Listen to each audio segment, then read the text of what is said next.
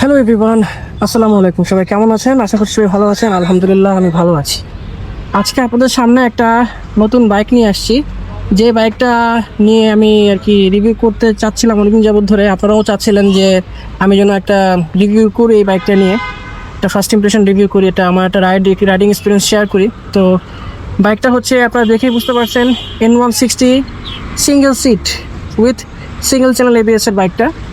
তো এই বাইকটা রেড কালারটা আমার হাতে আসছে। তো আজকে আমি রেড কালার বাইকটা নিয়ে আপনাদের সাথে কথা বলবো। সিঙ্গেল সিট, যেটা কিছুদিন আগেই লঞ্চ করছে উত্তরা মোটরস। তো এই বাইকটা একটু আমি আগেও আমার ভিডিওতে এই বাইকটা নিয়ে টুকটাক কথা বলছি, বাট কিছু জিনিস আপনাদেরকে জানায় রাখি। ফার্স্ট অফ অল হচ্ছে এই বাইকটাতে কিন্তু সিঙ্গেল সিট ইউজ করা হয়েছে, অ্যান্ড এটাতে কিন্তু সিঙ্গেল চ্যানেল এবিএস ইউজ করা হয়েছে। আর পিছনের যেই এবিএস এর ডিক্সের মতো লাগতেছে দেখতে, এটা কিন্তু আসলে এবিএস এর ডিক্স না, এটা হচ্ছে লিফট আপ সেন্সর।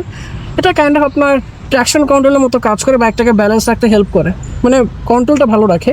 কারণ টায়ার সাইজও হচ্ছে 130/70 আগের N160 N250 মতোই, অ্যান্ড সামনেরটা হচ্ছে টায়ার 100/80।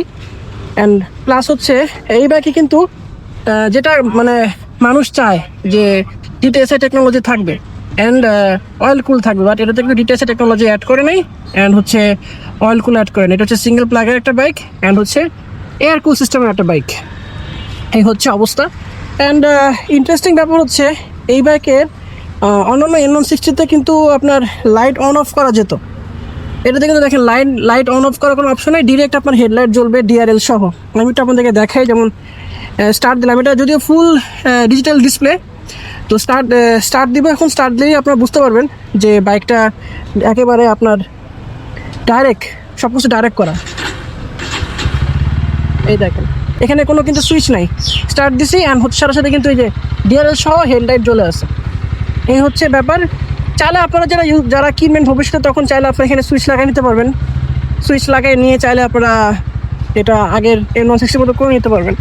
এটার পিছনে হচ্ছে আপনার এই দেখতে অনেকটা এরকম হবে, মানে যারা একটু ফ্যামিলি কাইন্ড অফ পার্সন তারা হচ্ছে এগুলো কিনতে পারবেন। যেমন এই যে এটা আপনার হচ্ছে নাম্বার প্লেট হোল্ডারটা চেঞ্জ করছে, তারপর হচ্ছে এই যে নিচে যে মাঠঘাটটা, এটার ডিজাইনটা চেঞ্জ করছে, N160 মতো না। আমি একটু আপনাদেরকে যদি ইঞ্জিনের সাউন্ডটা শোনাই,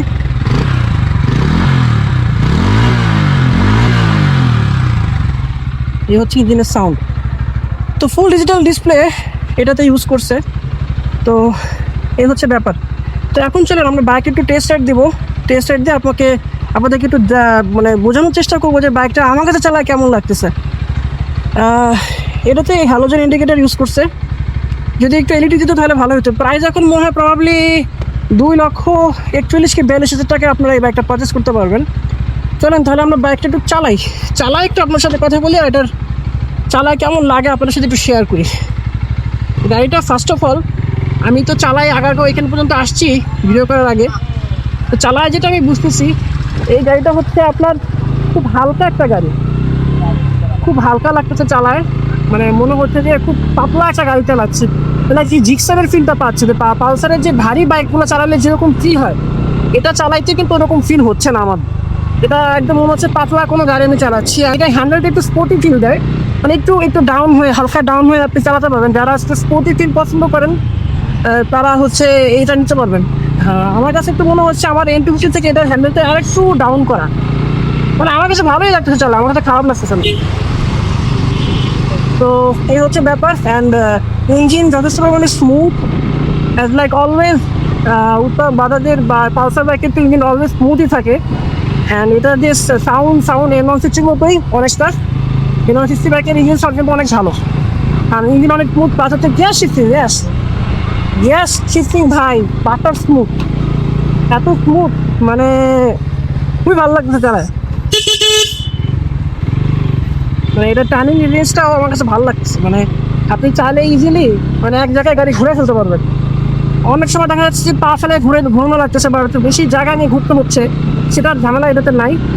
অ্যান্ড এটাতে কিন্তু পাওয়ার N160 মতো সেমই দিচ্ছে, চালায় কোনো ডিফারেন্স পাবেন না। তো এটা চালায় আমার যেটা মনে হচ্ছে কি আমি খুবই পাতলা দিয়ে চালাচ্ছি, মানে আমার এত মজা লাগছে চালায়।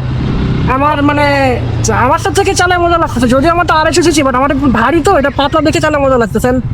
ইঞ্জিন যথেষ্ট পরিমাণে স্মুথ, আর সিঙ্গেল চ্যানেল এবিএস হয় আপনার বাইকটার সামনে যে ব্রেকিং সিস্টেমটা, মানে সুন্দর আপনি ফিল করতে পারবেন, মানে কষায় ব্রেক মারতে পারবেন কোনো সমস্যা ছাড়াই।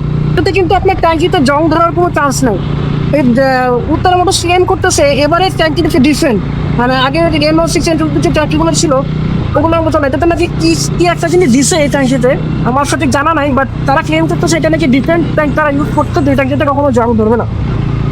বাজাজের একটা ব্যাপার খুব ভালো লাগে কি, এম সিরিজের যে বাইকগুলো তারা নিয়ে আসছে এই ধরনের বাইকের, মানে গিয়ারগুলো এত স্মুথ হয় ভাই, মানে স্লিপার ক্লাস নাই এটাতে, বাট তারপরেও যার মনে হচ্ছে স্লিপার ক্লাস চালা বাইক আমি ইউজ করতেছি, মানে এত পরিমাণে ভালো লাগতেছে এটা চালায়, আমার এত মজা লাগতেছে। আরেকটা কথা বলতে ভুলে গেছি, এটাতে কিন্তু side stand engine cut off switch আছে, যেটা হচ্ছে একটা সেফটি ফিচার, এটা কিন্তু অনেক বাইকেই নাই। তো আমি মনে করি side stand engine cut off switch থাকাটা খুবই ইম্পর্টেন্ট একটা বাইকে। অ্যান্ড এত স্মুথ ভাই, এত বাটার স্মুথ ভাই, নতুন বাইক কিন্তু অত একটা স্মুথ হয় না সচরাচর, চালানোর পরে আস্তে আস্তে স্মুথ হয়, বাট এই বাইকটা আমার কাছে চালায় খুব স্মুথ লাগতেছে, খুব মানে সুন্দর একটা ফিল পাচ্ছি চালায়। অ্যান্ড আপনার ফুয়েল শেষ হয়ে গেলে, যেমন এখানে রিফুয়েল লেখা আসতেছে, ফুয়েল শেষ হলে সুন্দর করে আপনাকে মিটার এখানে দেখায় দেবে আপনি যেন ফুয়েলটা ভরেন। তো ডিজিটাল ডিসপ্লে হিসেবে সব ইনফরমেশন আপনারা এখানে দেখতে পারবেন, যেমনটা আমি দেখতে পাচ্ছি এখানে। তো একটা ফুল ডিজিটাল ডিসপ্লেতে যা যা থাকার দরকার ভাই সব কিছুই ফুল ডিজিটাল ডিসপ্লেতে আছে। তো যাই হোক, আশা করি ছোটোখাটো একটা মানে একটা রাইডিং এক্সপিরিয়েন্স, ইউজার রিভিউ না, একটা ছোটোখাটো একটা রাইডিং এক্সপিরিয়েন্স আপনার সাথে আমি শেয়ার করতে পারছি এই বাইকটা নিয়ে। এই বাইকটা যদি অ্যাটলিস্ট 2-3 দিন আমি আমার হাতে রাখতে পারতাম, তাহলে হয়তো আমি আপনাদেরকে সুন্দর করে একটা রিভিউ দিতে পারতাম এই বাইকটা নিয়ে। চালায় যেটা বুঝতেছি, গ্যাস শিফটিং মজা, প্রচুর স্মুথ, গাড়ি অনেক সুন্দর ভাগতেছে ভাই। অ্যান্ড মানে এত সুন্দর আমি কন্ট্রোল করতেছি এই বাইকটা নিয়ে, মানে এত হালকা, ইজিলি আমি বাইকটা নিয়ে আমি ওভারটেক করতে পারতেছি যে কোনো ভেহিকলসকে, মানে খুব শর্ট টাইমের মধ্যে। আমার কোনো মানে কনফিউশন ফিল হচ্ছে না আমার আর কি, মানে কোনো ধরনের হ্যাজিটেশন ছাড়াই আমি বাইকটা কন্ট্রোল করতে পারতেছি। যেহেতু ফার্স্ট চালাচ্ছি আজকে বাইকটা, মানে আমার ফার্স্ট হাতে আসার পরে এই বাইকটা মানে মনে হচ্ছে যে ও আমি যেভাবে চাচ্ছি ওকে কন্ট্রোল করতে, ঠিক ওইভাবেই কন্ট্রোল হচ্ছে, আমার সাথে কন্ট্রোল হচ্ছে। অন্যান্য বাইক যেমন আপনার মানে কন্ট্রোল হতে চায় না, মানে ওকে ওর মতো করে চালাইতে হয়, বাট এটা না, এটা সুন্দর মতো কন্ট্রোল হচ্ছে। আশা করছি ভিডিওটা আপনাদের কাছে ভালো লাগছে। ইনশাল্লাহ নেক্সট কোনো ভিডিওতে আবার দেখা হবে নতুন কোনো বাইক নিয়ে, হয়তো আবার নতুন কোনো রিভিউ নিয়ে। তো সবাই ভালো থাকবেন, সুস্থ থাকবেন, আর অবশ্যই #রিয়ান্ত পেজ অ্যান্ড ইউটিউব চ্যানেলটাকে ফলো দিয়ে অ্যান্ড সাবস্ক্রাইব করে পাশে থাকবেন। ধন্যবাদ, আসসালামু আলাইকুম।